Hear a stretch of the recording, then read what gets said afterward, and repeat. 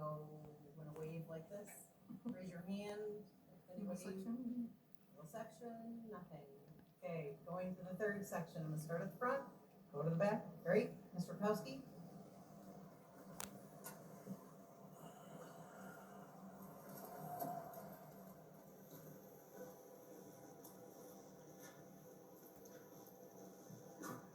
Okay, let me remind you of what I said earlier, that there is no, according to your own rules, Township Board protocol, there is no 4-minute time limit for second comment periods. I've proved that. You may disagree with it, but I can assure you, technically that's true.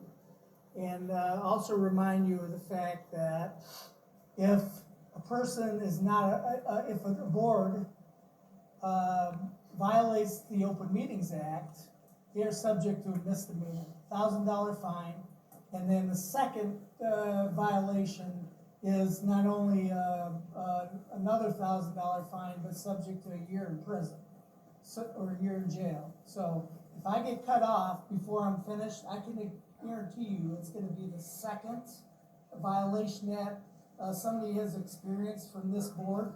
The first one was last week, and this will be the second one, so I can assure you it will go to circuit court. So having said that, let me start out by saying what I observed last week, or last meeting, was extremely disturbing.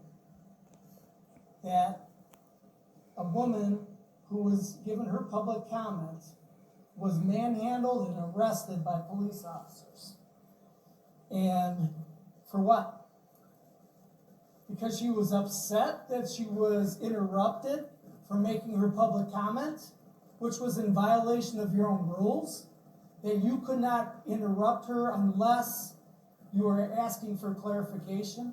She was upset by that, and she tried to voice that, but she was shouted down. And then the police were called, and she was forced over into the corner and manhandled.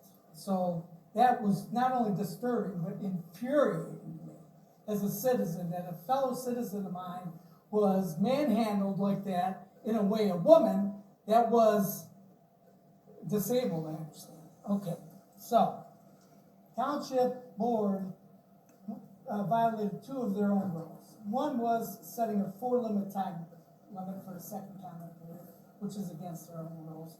And the second was interrupting the woman for without just asking her a question. You interrupted her, claiming that she was out of order. And she was out of order for what?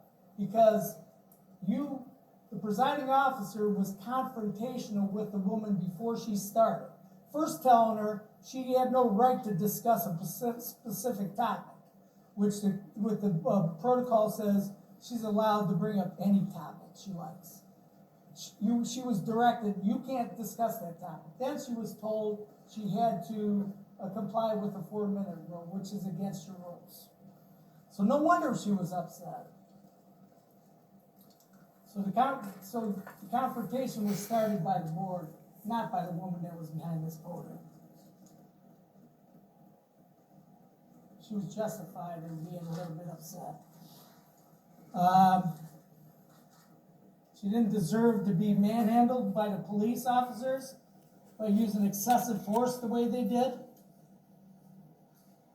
And that was appalling. It should be appalling to everybody in this township that a poor woman that was just trying to give her opinion that the township board didn't like, that she was manhandled in the way she was. Now I'm going to say a couple things here now that it's going to be hard for me to say, because I voted for a few of you people, and it's going to be tough to say. But first of all, I believe that the police officers that were involved in that altercation here should be fired for abuse of excessive force. I believe the township presiding officer should resign for going against the township's own rules and then allowing that person to be manhandled the way that woman was. And then the rest of the board, you all aren't blameless either.